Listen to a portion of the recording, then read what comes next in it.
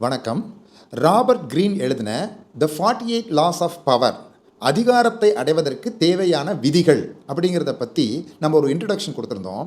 அந்த இன்ட்ரடக்ஷனில் இந்த வீடியோவில் வரக்கூடிய விஷயங்கள் வெறுக்கத்தக்கவையாக இருக்கலாம், இப்படியெல்லாம் ஒரு பவரை அடையணுமா அப்படின்னு கூட உங்களை தோன்ற வைக்கலாம் அப்படின்லாம் ஒரு நெகட்டிவாக ஒரு இன்ட்ரடக்ஷன் கொடுத்துருந்தேன்.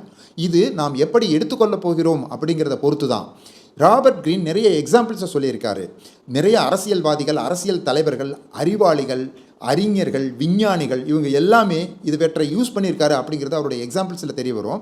நாம் தேவையான ஒரு சில எக்ஸாம்பிள்ஸை மட்டும் நம்ம சொல்லுவோம், மற்ற எல்லாமே நமக்கு தெரிந்த எக்ஸாம்பிள்ஸ் தான்.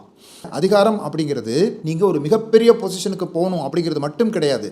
நீங்கள் இப்போது எந்த நிலைமையில் இருக்கிறீங்களோ அந்த நிலைமையில் உங்களுக்கு தேவையான மரியாதையையும் அதிகாரத்தையும் எப்படி கீப்பப் பண்ணிக்கொள்வது அப்படிங்கிறது தான் அதிகாரம்.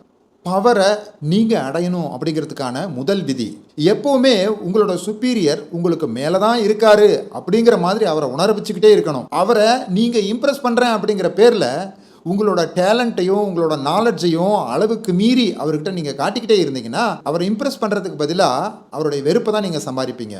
உங்களோட சுப்பீரியர் எந்த அளவுக்கு புத்திசாலியோ அதை விட அதிகமான புத்திசாலி அப்படின்னு அவரை நீங்கள் உணர வைக்கணுமே தவிர நீங்கள் அப்படிப்பட்ட புத்திசாலி அப்படின்னு எப்போவுமே நடந்துக்கக்கூடாது. பொதுவாக நிறைய பேர் பண்ணக்கூடிய தப்பு, நம்மளோட சுப்பீரியரை சந்தோஷப்படுத்தணும் அப்படிங்கிறதுக்காக நம்மளுடைய பணத்தை எடுத்து அவருக்கு நிறையா கிஃப்ட் கொடுக்க நினைக்கிறது தான். அப்படி நீங்கள் பண்ணினீங்க அப்படின்னா நீங்கள் அவரை சந்தோஷப்படுத்த மாட்டீங்க. அதுக்கு பதிலாக அவருடைய இன்செக்யூரிட்டியை நீங்கள் தூண்டி விடுவீங்க. அது மட்டும் இல்லாமல் நம்மளுடைய சுப்பீரியர் நமக்கு ஒரு ஃப்ரீடம் கொடுத்துருக்காரு அப்படின்னா அதை பயன்படுத்திக்கிட்டு அவருக்கு ஈக்குவலாக நீங்கள் நடந்துக்கணும், அவரோட ஃப்ரெண்டு மாதிரி நீங்கள் நடந்துக்கணும் அப்படின்னு நினைக்கவே கூடாது. வானத்தில் இருக்கக்கூடிய நட்சத்திரங்கள் சூரியனை விட ரொம்பவே பெருசு தான். ஆனால் சூரியன் இருக்கும்போது அந்த நட்சத்திரங்கள் எப்போவுமே வெளியே வர்றதில்லை. அதே மாதிரி தான் உங்களுடைய சுப்பீரியரை விட நீங்கள் புத்திசாலியாக இருக்கலாம், ஆனால் அவர் இருக்கும்போது உங்களுடைய புத்திசாலித்தனத்தை நீங்கள் குறைச்சி தான் காட்டிக்கணும்.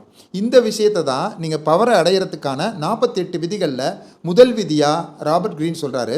இந்த விதிக்கு ராபர்ட் கிரீன் சொன்ன எக்ஸாம்பிளை நம்ம இங்கே சொல்ல வேண்டிய அவசியம் இல்லை, ஏன்னா இது எல்லோருமே நம்ம நார்மலாக ஃபாலோ பண்ணக்கூடிய விஷயம்தான். இதை பற்றி என்ன நினைக்கிறீங்க அப்படின்னு நீங்கள் கமெண்ட்டில் சொல்லுங்கள். அடுத்த விதியை இன்னொரு ஷார்ட் வீடியோவில் பார்க்கலாம்.